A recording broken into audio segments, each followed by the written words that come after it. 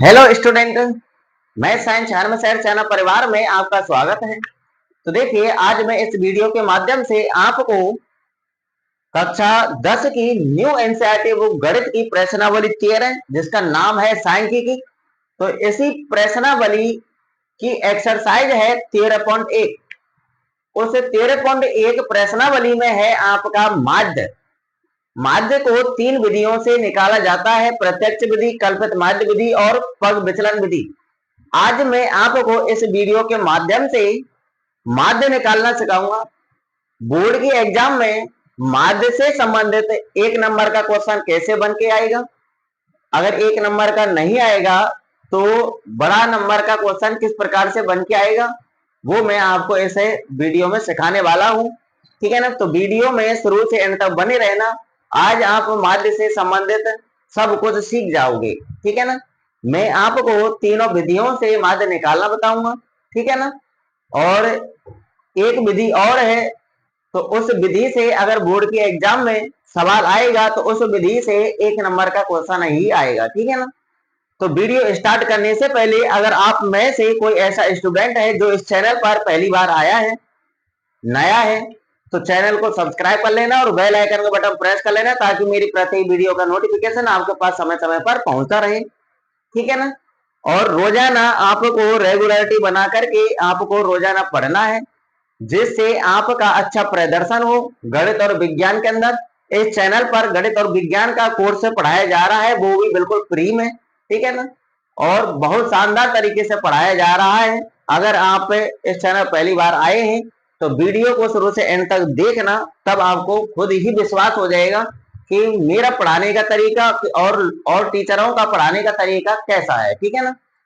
तो चलिए आज की वीडियो स्टार्ट करते हैं। पहले हम बात करेंगे 1 नंबर वाले क्वेश्चन की। ठीक है ना। तो 1 नंबर वाले क्वेश्चन से पहले हम सूत्रों की बात कर लेते हैं। तो देखिए, समांतर माध्य, यदि आपके लिए केवल आंकड़े ही आंकड़े दे रखे हैं, आपको बारंबारता नहीं दे रखी है, तब उसे उन आंकड़ों से आप माध्य कैसे निकालेंगे। तो माध्य निकालने का सूत्र है आपका, जिसको केवल माध्य बोल लो या फिर समांतर माध्य बोल लो, एक ही बात है। ठीक है ना। तो माध्य को हम एक्स बार से प्रदर्शित करते हैं। पूरी डिटेल बताऊंगा, पूरी बात ध्यान रखना। तो माध्य को हम एक्स बार से प्रदर्शित करते हैं। तो माध्य बराबर सूत्र होता है आंकड़ों का योग, आंकड़ों का योग वटे आंकड़ों की संख्या, आंकड़ों की संख्या। ठीक है। तो ये सूत्र है आपका।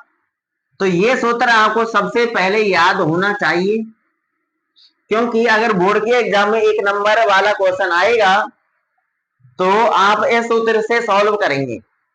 ठीक है ना। इस सूत्र का प्रयोग कब करना है, जब आपको केवल आंकड़े ही आंकड़े दे रखे हो और आपको बारंबारता नहीं दे रखी हो और आपसे माध्य पूछा जाए। एग्जाम्पल के तौर पर आपको बताऊंगा। ठीक है ना। तो तब ऐसे सूत्र का प्रयोग करना है, आंकड़ों का योग बटे आंकड़ों की संख्या। आंकड़ों की जगह पर आप राशि भी बोल सकते हैं, राशियों का योग बटे राशियों की संख्या। या फिर आप आंकड़ों की जगह पर प्रेक्षण भी बोल सकते हैं, प्रेक्षणों का योग बटे प्रेक्षणों की संख्या। किसी प्रकार से आप बोल लीजिए, किसी प्रकार से आप सूत्र को लिख लीजिए। तीनों विधियों से, तीनों प्रकार से किसी प्रकार लिख सकते हैं। आंकड़ों की जगह पर राशि लिख सकते हैं, आंकड़ों की जगह पर प्रेक्षण भी लिख सकते हैं। वो आपकी मर्जी है कि आप कौन सा सूत्र लिखेंगे। ठीक है ना। तो ये सूत्र आपको याद होना बेहद जरूरी है। ठीक है ना। और सुनिए, अभी अभी मैंने जिक्र किया था कि माध्य को हम 3 विधियों से सॉल्व करते हैं। एक तो है प्रत्यक्ष विधि, एक है पद विचलन विधि और एक है आपकी कल्पित माध्य विधि। ठीक है ना। तो इन विधियों का प्रयोग तब किया जाता है जब आपको आंकड़ों के साथ साथ बारंबारता भी देके रखता है। ठीक है ना। क्या देके रखता है, बारंबारता। तब आपको इन विधियों का प्रयोग करना होगा। अब देखिए, यदि आपको प्रत्यक्ष विधि से माध्य निकालना हो तो सूत्र कौन सा लगाना है। तो सूत्र मैं आपको लिखा देता हूं यहां पर। तो देखिए पहला सूत्र तो आपका ये हो गया। दूसरा, प्रत्यक्ष विधि से माध्य। प्रत्यक्ष विधि, प्रत्यक्ष विधि को सरल विधि भी कहते हैं। क्या कहते हैं? सरल विधि या साधारण विधि, ठीक है ना। तो प्रत्यक्ष विधि से माध्य, माध्य को हम किससे प्रदर्शित करते हैं? एक्स बार से प्रदर्शित करते हैं। तो प्रत्यक्ष विधि से माध्य निकालने का सूत्र है आपका सिग्मा एफ एक्स वटे सिग्मा एफ, ठीक है ना। सिग्मा का मतलब होता है योग, एफ का मतलब होता है फ्रीक्वेंसी यानी बारंबारता, एक्स आपका वर्ग चिन्ह हुआ। क्या होगा? वर्ग चिन्ह, ठीक है। मैं आपको समझा दूंगा अभी, जब अपन सवालों को सॉल्व करेंगे तब और अच्छा समझ में आ जाएगा। फिलहाल में आप सूत्र याद कर लेना, ठीक है ना। तो माध्य को हम एक्स बार से प्रदर्शित करेंगे, तो माध्य निकालने का सूत्र क्या है प्रत्यक्ष विधि में? सिग्मा एफ एक्स बटे सिग्मा एफ। आप सभी को याद होना चाहिए, ठीक है ना। बहुत अच्छी प्रश्नावली है, ठीक है। तो दूसरा सूत्र हो गया। अब आपका तीसरा सूत्र, कल्पित माध्य विधि से माध्य, ठीक है ना। तीसरी विधि कौन सी है? कल्पित, यानी वैसे तो माध्य निकालने की दूसरी है, पर सूत्र तीसरा नंबर का है, ठीक है ना। कल्पित माध्य विधि, कल्पित माध्य विधि से माध्य, माध्य को किससे प्रदर्शित करेंगे? सिग्मा, वो सिग्मा ने एक्स बार से, माध्य को हम किससे प्रदर्शित करेंगे? एक्स बार से। तो इसका सूत्र है A plus sigma f d वटे सिग्मा एफ, ठीक है ना। ए आपका कल्पित माध्य है, ए क्या है? कल्पित माध्य। एफ आपके बारंबारता, ठीक है। यहां पर डी, ये डी का मान निकालना होता है हमको एक्स के मानों से। सिग्मा का मतलब होता है योग, ठीक है ना। तो कल्पित माध्य विधि से अगर आप माध्य निकालेंगे तब आपको ये सूत्र लगाना है A plus sigma f D बटे सिग्मा एफ, ठीक है। तीसरी विधि है आपकी पद विचलन विधि, पद विचलन विधि से माध्य। तो एक्स बार बराबर पद विचलन, पद की जगह पर आपको पग भी लिखा मिल सकता है, पग, ठीक है ना। पद पग एक ही बात है, ठीक है ना। तो पद विचलन विधि से माध्य कैसे निकालेंगे? कौन सा सूत्र प्रयोग करना है? ये करना है A plus sigma f u वटे सिग्मा एफ इंटू में एच, ठीक है ना। ये सूत्र प्रयोग करना है पद विचलन विधि में। ये आपका कल्पित माध्य है, सिग्मा का मतलब योग है, एफ का मतलब बारंबारता, यू का मान निकालना पड़ेगा एक्स के मानों से, और एच जो है आपका, ये आपका वर्ग अंतराल है। क्या है? वर्ग अंतराल, ठीक है ना। तो ये सूत्र प्रयोग होंगे आपकी प्रश्नावली 13.1 में, ठीक है। 13.1 में तो ये सूत्र होंगे। 13.2 में आपका बहुलक है, 13.3 में आपका माध्यक है, ठीक है ना। तो हम एक एक प्रश्नावली डेली पढ़ेंगे, यानी 3-4-5 दिन में हमें इसको डिटेल से पढ़ लेंगे, सब कुछ समझा दूंगा आपके लिए, और इस प्रश्नावली से आपके अंक भी पक्के करा दूंगा, ठीक है ना। तो देखिए यहां पर मैं आपको बता देता हूं कि यह प्रश्नावली कितने अंक की है। यह आपका पेपर है, इसमें से 4 अंक का तो एक बड़ा सवाल आता है, 3 अंक का एक और सवाल आता है, ठीक है ना। तो 4 और 3 7 हो गए, और 2 नंबर का एक सवाल आता है, 7 और 2 कितने हो गए? 9, और आपका 1 नंबर का वर्ग, 2 नंबर के आपके खाली जगह आती हैं, कितने हुए? 9 और 2 11, और 1 नंबर का सवाल एबीसीडी में आपको देखने को मिलेगा, ठीक है ना। 12-13 नंबर की प्रश्नावली है, ठीक है। अगर आपने ये प्रश्नावली बिल्कुल कंठस्थ पढ़ ली, देख लीजिए पेपर है आपका 2024 का, ठीक है, माध्यमिक परीक्षा 2024 गणित, ठीक है ना। तो ये 12-13 नंबर की प्रश्नावली है आपकी। तो अगर आपने ये प्रश्नावली बिल्कुल कंठस्थ कर ली तो 12-13 नंबर पक्के हो गए।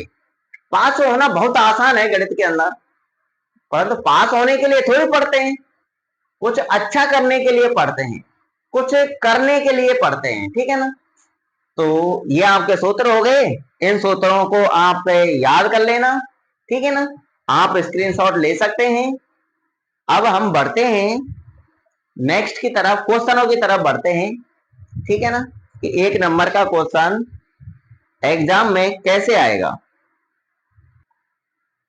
तो देखिए क्वेश्चन नंबर 1 आपके सामने आ चुका है। अगर बोर्ड की एग्जाम में आपसे 1 नंबर का सवाल पूछा जाएगा माध्य से संबंधित, तो आपसे इस प्रकार से पूछा जाएगा, ठीक है ना। 1 टन 1 5 3 7 0 2 8 का माध्य क्या होगा, ठीक है ना। माध्य क्या होगा, माध्य ज्ञात कीजिए, माध्य है, इस प्रकार से लिखा हो सकता है, ठीक है ना। परंतु आपको इस प्रकार से आंकड़े दिए जाएंगे, ठीक है ना, और इन आंकड़ों से आपको माध्य निकालना है। केवल आंकड़े ही आंकड़े हैं, क्या है ये, केवल आंकड़े ही आंकड़े हैं। इन आंकड़ों की बारंबारता हमको नहीं दी गई है, ठीक है ना। तो इनका माध्य निकालने के लिए फटाफट आपको यानी सूत्र लगाना है आंकड़ों का योग बटे आंकड़ों की संख्या। फटाफट आपको हल निकाल देना है। अतः माध्य, माध्य को किससे प्रदर्शित करेंगे, एक्स बार से। सूत्र लिख लेना है। सूत्र क्या है भैया, आंकड़ों का योग बटे आंकड़ों की संख्या।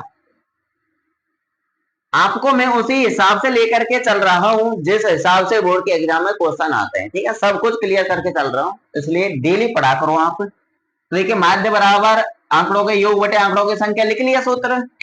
अब एक्स बार बराबर, आगे देखिए ऊपर तो आंकड़ों का योग करना है, ये आपके आंकड़े हैं, इनका योग करना है, जोड़ दो भैया सबको ऊपर, यानी 1 plus 5 plus 3 plus 7 plus 0 plus 2 plus 8, जोड़ दिया सबको, बटे लगा ले, आंकड़ों का योग हो गया। अब बटे चिन्ह लगा लेना है। अब नीचे लिखा हुआ है आंकड़ों की संख्या, इन आंकड़ों को गिन लो कितने हैं। आंकड़ों की संख्या का मतलब समझ रहे हैं ना, ये आंकड़े कितने हैं, ठीक है ना। गिन लो 1 2 3 4 5 6 7, आंकड़ों की संख्या है 7, तो हम बटे में लिख देंगे 7। इतना काम कर लेंगे, प्रत्येक स्टूडेंट कर लेगा, कितना भी कमजोर से कमजोर छात्र हो वो भी कर लेगा, ठीक है ना। अब आगे देखिए, आगे आप समझ रहे होंगे भली भांति क्या करना है, यानी ऊपर वाली संख्याओं का योग करना है, इनको जोड़ना है। 1 1 और 5 6, 6 और 3 9, 9 और 7 16, 16 और 0 16, 16 और 2 18, 18 और 8 कितने हो गए 26। तो 26 और बटे में 7। अब क्या करना है, आप भली भांति समझ रहे होंगे, 7 का भाग देना है, बटे मतलब भाग, यानी 7 का भाग 26 में देना है। दे लो, अलग से दे लिया, दे लो भाग, अलग से दे लिया करो भाग, ठीक है। 7 का भाग देंगे, 3 बार जाएगा, 7 या 21, 26 में से 21 घटाएंगे 5 बचेगा, पॉइंट लगा के 0 बढ़ाएंगे 50 हुआ, 50 में 7 बार जाएगा, 7 7 49, बचेगा 1, पॉइंट लगी रहा है और 0 बढ़ा देंगे, 10 में 7 का भाग 1 बार जाएगा, 7 एकम 7, कितना आया भैया 3.71 आया। तो हम लिख देंगे 3.71। तो यही आपका करेक्ट आंसर है, ठीक है ना। एक ही क्वेश्चन कराऊंगा मैं आपको ऐसा, ठीक है, बोर्ड के एग्जाम में ऐसा सवाल आएगा तो आप ऐसे ही करेंगे। एक ही क्वेश्चन बहुत है तरीका समझने के लिए, ऐसे ही करना है, ठीक है ना। कंप्लीट होता है आपका ये क्वेश्चन। अब हम बढ़ते हैं नेक्स्ट की तरफ। अब ऐसा ही एक सवाल और बता रहा हूं मैं आपके लिए। देखिए, अगर आपको इस बंटन में से कोई एक संख्या गायब कर दी जाए और उस संख्या को आपसे पूछा जाए कि x लिख दो, या उसकी जगह x भी लिख सकता है, p कुछ भी लिख ले, उसका मान आपसे पूछे तो उस सवाल को कैसे सॉल्व करना है, अब वो देखना है। ठीक है ना, वो भी आपका एक ही नंबर वाला क्वेश्चन है। तो एक नंबर का ये सवाल आप कंप्लीट होता है। अब हम आगे बढ़ते हैं। ठीक है, तो देखिए, अगर बोर्ड के एग्जाम में माध्य से संबंधित एक नंबर वाला क्वेश्चन आएगा तो इस टाइप का आएगा। दूसरा तरीका ये है, केवल दो तरीका है आपके, एक पहला क्वेश्चन का है वैसा और दूसरा ये। ठीक है ना, और इससे बाहर इन दोनों मेथडों से अलग कोई तीसरा मेथड नहीं है एक नंबर वाला क्वेश्चन माध्य का। ठीक है ना, तो देखिए 1 टन 4 5 3 का माध्य 5 है। इन आंकड़ों का माध्य कितना है? 5 है। तो P का मान ज्ञात कीजिए। क्वेश्चन को सही ढंग से समझ लेना। ठीक है ना, इस टाइप का क्वेश्चन आपसे पूछा जा सकता है। ठीक है ना, बंटन का माध्य देके रखेगा आपको, और इस बंटन में से कोई एक संख्या लुप्त करके रखेगा, उसकी जगह पर कुछ भी लिख सकता है, X Y Z P Q M N. ठीक है ना, कुछ भी लिख सकता है। तो उसका मान आपसे पूछेगा, तो आपको उसका मान कैसे निकालना है? वैसे ही निकालना है जैसे हम निकालते हैं केवल आंकड़ों से। हम माध्य कैसे निकालते हैं? आंकड़ों को योग बटे आंकड़ों की संख्या से। तो आपको वही सूत्र अपनाना है। ठीक है ना, तो यहां पर आपको सूत्र लिख देना है फटाफट। अतः माध्य, माध्य को हम किससे प्रयत्न करते हैं? एक्स बार से। सूत्र लिख लेना है। सूत्र क्या है? आंकड़ों का योग बटे आंकड़ों की संख्या। एक भी नंबर कटने नहीं दूंगा, सब टाइप के क्वेश्चन आपको बता के चलूंगा। ठीक है ना, फिर आप बाद में ये नहीं कह सको कि सर जी आपने हमको ऐसा क्वेश्चन नहीं कराया था और ये बोर्ड के एग्जाम में आ चुका है। ठीक है ना, इसलिए सब कुछ कराऊंगा मैं आपके लिए। अब देखिए, ये सूत्र लिख लिया, ऐसे आपको सूत्र लिख लेना है। अब इस सूत्र में मान जमा देने हैं। ठीक है, अब देखिए हमारे लिए माध्य दे रखा है 5, तो इस जो ये यहाँ पर लिखा हुआ है ना माध्य, इसकी जगह पर आपको 5 लिख लेना है। तो इसकी जगह पर लिख लेना है 5। चलो लिख लिया 5 बराबर, ये बराबर चिन्ह लगा लेना है। अब आंकड़ों का योग, इन आंकड़ों का क्या करना है? योग, इनको जोड़ना है। ठीक है, जोड़ दो भैया। 4 प्लस 5 प्लस पी प्लस 3, ऐसे जोड़ लेना है। जितने भी आंकड़े आपको दे रखे हैं उन सबको इस प्रकार से जोड़ लेना है। आंकड़ों का योग हो गया। अब बटे में आंकड़ों की संख्या है, इन आंकड़ों को गिन लो कितने हैं। 1 2 3 4, आंकड़ों की संख्या 4 है तो बटे में लिख देंगे 4। ठीक है ना, इसके बाद आपको इनको सबको जोड़ लेना है। तो 5 आपका ज्यों का त्यों रहेगा। 5 बराबर, इन संख्याओं को जोड़ लो। 5 4 9 और 3 कितना हो गया? 12। तो 12 लिख लेंगे, और प्लस में आपका पी अलग से जुड़ा रहेगा। ठीक है ना, 12 प्लस पी और बटे में 4। अब 5 के नीचे आपको 1 मानना है और वज्र गुणा कर देना है। ठीक है ना, तो 1 का गुणा हम 12 प्लस पी से करेंगे तो 12 प्लस पी ही आएगा। तो हम लिख लेंगे 12 प्लस पी बराबर, ये बराबर चिन्ह लगा लेना है। अब 5 गुणा 4 हो जाएगा, ऐसे होता है वज्र गुणा। ठीक है ना, 1 का गुणा तो इनसे और 4 गुणा इससे। 4 गुणा 5 करेंगे कितना आएगा? 20 आएगा। अब आपको पक्षांतरण करके P का मान निकाल लेना है। 12 इधर प्लस का है, उधर जाएगा माइनस का, तो इधर तो P रहेगा, तो P लिख लेंगे। तो P बराबर 20 को लिखेंगे पहले, ये 12 इधर प्लस का है, उधर जाके माइनस का हुआ तो हम लिख लेंगे माइनस का 12। ठीक है ना, अब 20 माइनस 12 सॉल्व कर लेना है। कितना बचेगा? 20 में से 12 घटाएंगे तो आएगा आपका 8।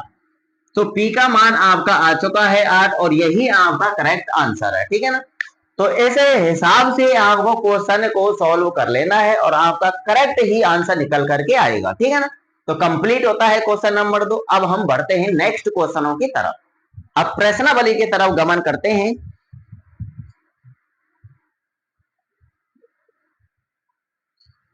तीसरा क्वेश्चन आपके सामने है, 2024 में आ चुका है ये क्वेश्चन। मैं प्रति वर्ष बच्चों को ऐसा सवाल पढ़ाता हूं क्योंकि आपकी बुक में एग्जाम्पल है, एग्जाम्पल नंबर 1 ऐसा ही है। ठीक है ना, तो देखिए ज्यादातर टीचर जो क्या करते हैं कि बच्चों को ऐसे सवालों को नहीं पढ़ाते हैं, ठीक है ना। वो वर्ग अंतराल वाले क्वेश्चनों को पढ़ाते हैं जिनमें वर्ग अंतराल दिया हुआ है। वर्ग अंतराल वाले भी पढ़ाने चाहिए और बिना वर्ग अंतराल वाले भी क्वेश्चन पढ़ाने चाहिए टीचर को, ठीक है ना। टीचर का फर्ज होता है कि बच्चों को सब कुछ बताए। तो देखिए यहां पर आपको वर्ग अंतराल नहीं दिया हुआ है, आपको वर्ग चिन्ह दिया हुआ है। एक्स आपका वर्ग चिन्ह कहलाता है, ठीक है ना, ध्यान रखना। तो आपको वर्ग चिन्ह दिया हुआ है और आपको बारंबारता दी हुई है। ऐसे से आपको क्या निकालना है, माध्य। क्वेश्चन में साफ लिखा हुआ है कि निम्न बारंबारता बंटन का माध्य ज्ञात कीजिए। अब देखिए यहां पर किसी विधि का तो नाम नहीं लिखा है।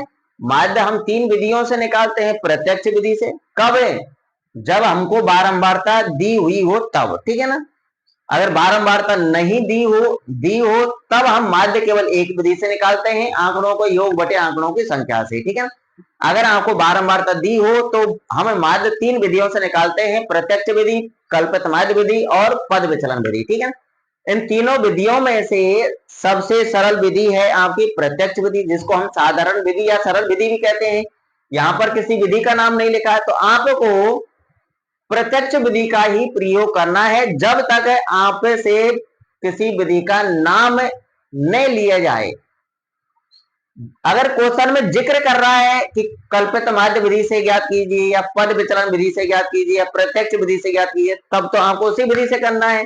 अगर आपको क्वेश्चन में विधि का नाम नहीं दे रखा है तो आपको प्रत्यक्ष विधि अपनानी है, ठीक है ना। तो यहां पर ये आपका क्वेश्चन है, वर्ग चिन्ह दे रखा है, वर्ग अंतराल नहीं दे रखा है। बोर्ड की एग्जाम 2024 में आ चुका है। बच्चे सोचते हैं कि ये सवाल कैसे होगा, वर्ग अंतराल तो है ही नहीं। हमारे टीचर ने तो हमको माध्य निकालना बताया था कि हमको वर्ग अंतराल दे के रखेगा और बारंबारता दे के रखेगा, तब आपको माध्य निकालना है प्रत्यक्ष विधि से, कल्पित माध्य विधि से या पद विचलन विधि से, किसी भी एक विधि से। परंतु ऐसा तो हमारे टीचर ने पढ़ाया ही नहीं, ये टीचर की गलती होती है, ठीक है ना। और आपके लिए मैं इसका प्रूफ बता देता हूं कि एग्जाम्पल जो नंबर 1 है, एग्जाम्पल नंबर 1 आपका ऐसा ही है, आपको वर्ग अंतराल नहीं दे रखा है। तो देखिए ये आपकी बुक है कक्षा 10 की, ठीक है। ये आपकी सांख्यिकी हो गई, प्रश्नावली 13, और इसमें एग्जाम्पल नंबर 1 देखिए। एग्जाम्पल नंबर 1 में देख सकते हैं, माध्य ज्ञात कीजिए, माध्य ज्ञात करवा रहा है। यहाँ पर ऊपर आपको वर्ग चिन्ह नहीं, वर्ग चिन्ह दे रखा है, केवल आंकड़े दे रखे हैं, आपको वर्ग अंतराल नहीं दे रखा है, ठीक है ना। तो ऐसे एग्जाम्पल के जरिए आपको सीखना चाहिए। अब आ जाइए क्वेश्चन की तरफ। मैंने ये शॉर्ट रूप ले लिया है ताकि हम इसकी कैलकुलेशन जल्दी कर सकें, ठीक है ना। बोर्ड की एग्जाम 2024 आया हुआ क्वेश्चन ही ले लिया मैंने। अब ऐसे सही माध्य आपको निकालना कैसे है वो देखिए। इन आंकड़ों को जमा लेना है, इधर लिख लेना x और इधर लिख लेना है f। f का मतलब बारंबारता और x का मतलब वर्ग चिन्ह, ठीक है ना। x के मानों को यहाँ पे जमा लेंगे, 5, 6, 7, 8, 9 और 10। ये तो हो गए क्या, वर्ग चिन्ह, ठीक है। अब बारंबारता लिख लेंगे हम, 8, 6, 12, 7, 5 और 6, ठीक है ना। उसी हिसाब से लिखना, जब 5 के नीचे 8 है तो 5 के सामने 8 लिखा होना चाहिए, 6 के नीचे 6 है तो 6 के सामने 6, 7 के नीचे 12 है तो 7 के सामने 12। इस प्रकार से हमने ये लिख लिया, ठीक है ना। प्रत्यक्ष विधि में एफ निकालते हैं, क्या निकालते हैं, एफ। आपको प्रत्यक्ष विधि का ही प्रयोग करना है। 2 नंबर का क्वेश्चन है ये। कितने नंबर का है, 2 नंबर का क्वेश्चन है, ठीक है ना। तो देखिए एफ निकालना है, एफ मतलब एफ और एक्स का गुणा, एफ और एक्स का मल्टीप्लाई, तो कर दीजिए वही गुणा।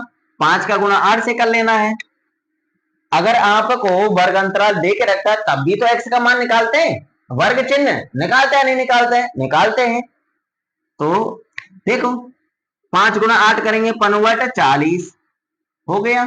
6 गुणा 6 करेंगे 6 छक्के 36, 7 गुणा 12 करेंगे कितना आएगा 12 सत्ते 84, 7 गुणा 8 करेंगे 7 8 56, 9 गुणा 5 करेंगे 9 पंजे 45 और 6 गुणा 10 कर लेंगे कितना आएगा 60। अब देखिए प्रत्यक्ष विधि में हमको केवल एफ एक्स ही निकालना है, ठीक है ना।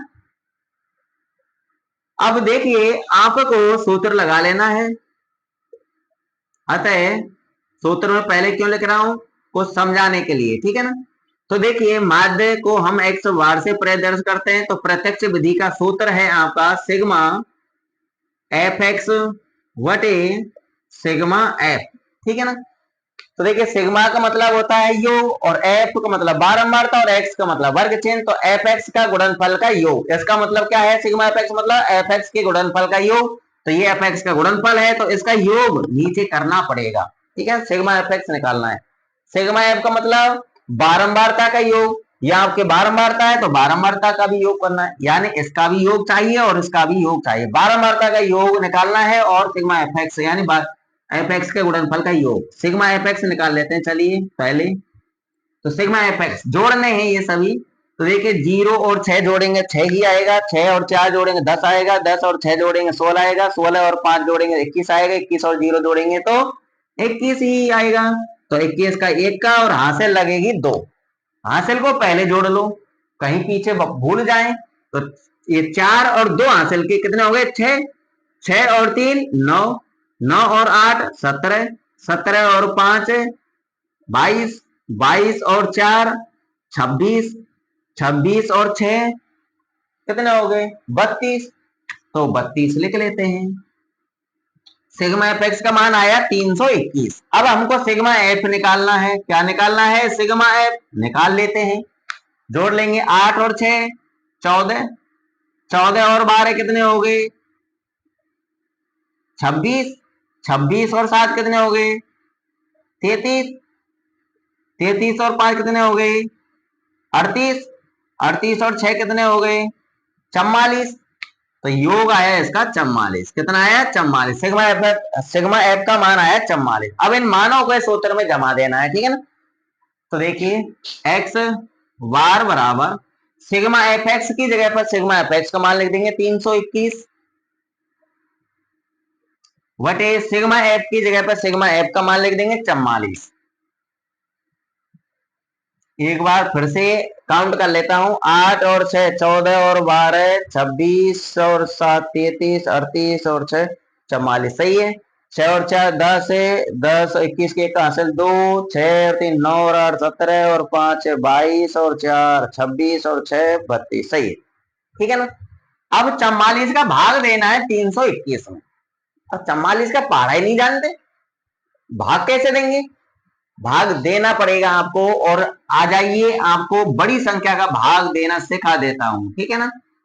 तो देखिए 321 में भाग देना है, 44 का भाग 32 में जाने वाला है नहीं, तो 321 देना पड़ेगा। 44 से पढ़ा नहीं आता कोई बात नहीं, नहीं आता एक अंक छोड़ दो, यहाँ से भी एक अंक छोड़ दो, तो यहाँ से 4 छोड़ दो, यहाँ से 1 छोड़ दो, तो यहाँ 1 छोड़ देंगे क्या बचेगा 32, तो यहाँ बचेगा 4, 4 का भाग 32 में दे सकते हैं, 4 का भाग 32 में दीजिए, 32 से ज्यादा नहीं जाना चाहिए, 4 8 32।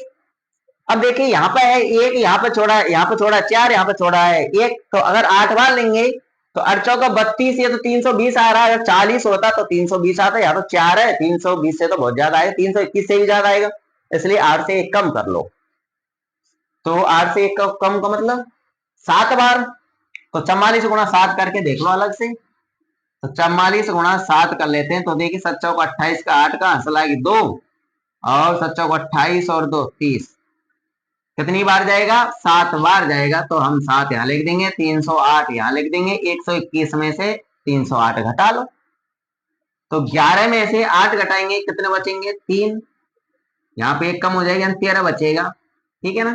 पॉइंट लगा के एक 0 और बढ़ा देंगे, अब 130 में देना है, 4 छोड़ दो, यहाँ 0 छोड़ दो, 12 4 का भाग 13 में 2, 13 ज्यादा नहीं जाना चाहिए, 4 2 8 4 3 12, तो 3 से गुणा करके देख लो, पहले 3 बार गया ना, 4 का भाग 13 में 3 बार ही जाए, 4 3 12, ज्यादा नहीं लेना 13 से, ठीक है ना, कम ही रखना है, तो 44 × 3 करके देख लो, तो 3 चौका 12 का 2 का हासिल 1, 3 चौका 12 और 1 13, 132 आ रहा है।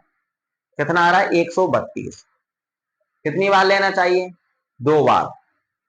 ज्यादा जा रहा है तो 2 बार ले लो। 44 दूना 88, 2 बार जाएगा तो यहाँ पर लिख लेंगे 88, घटा लेंगे।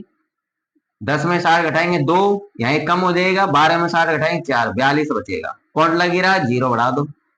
अब 420 में देना है, वही काम करना। 4 छोड़ दो, यहाँ 0 छोड़ दो, 4 का भाग 42 में दो। 4 धारे 40, 10 बार नहीं 9 बार लेके देखो, गुणा कर दो। 9 44 गुणा 9 कर लो, 9 बार पारा बोलना है, ठीक है ना। तो 9 चौका 36, 9 चौक 36 और 3 39, सही है। कितना आएगा? 9, 7.29 आया। कितना आया? 7.29। इस प्रकार से आप भाग दे लेना, तो माध्य आपका निकल के आया 7.29। यहाँ पर x बार बराबर लिख लेना है 7.29 और यही आपका बिल्कुल करेक्ट आंसर है, ठीक है ना। अगर आपको वर्ग अंतराल नहीं देके रखे, आपको वर्ग चिन्ह देके रखे और बारंबारता देके रखे, अगर ऐसा क्वेश्चन बोर्ड के एग्जाम में आ भी जाए तो आपको इस प्रकार से ही सॉल्व करना है, ठीक है ना। x के मान जमाने हैं, f के मान जमाने हैं, x और f के मानों का आपस में गुणा करना है, वो यहाँ पे लिख लेना है, यानी fx निकालना है। फिर उसके बाद fx का योग करना है, बारंबारता का योग करना है, सूत्र जमाना है सिग्मा, वो माध्य x बार बराबर सिग्मा fx बटे सिग्मा f। सिग्मा fx की जगह सिग्मा fx का मान लिख देना है, सिग्मा f की जगह पर सिग्मा f का मान लिख देना है। अब नीचे वाली संख्या का ऊपर वाली संख्या में भाग दे देना है। भाग देने पर जो आएगा वही आपका इस क्वेश्चन का माध्य होगा, ठीक है, इस बंटन का माध्य होगा। तो कंप्लीट होता है आपका ये क्वेश्चन। अब हम बढ़ते हैं नेक्स्ट की तरफ।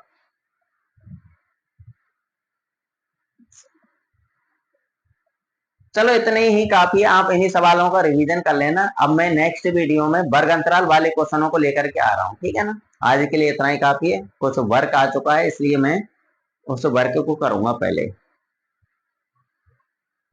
ध्यान रखना, कल के लिए तैयार रहना, ठीक है ना। वीडियो पसंद आई हो तो भैया चैनल को सब्सक्राइब कर लेना, बेल आइकन का बटन प्रेस कर लेना और वीडियो को शेयर कर देना, ठीक है ना। कमेंट करके बताना कि आपको मेरा पढ़ाने का तरीका पसंद है या नहीं।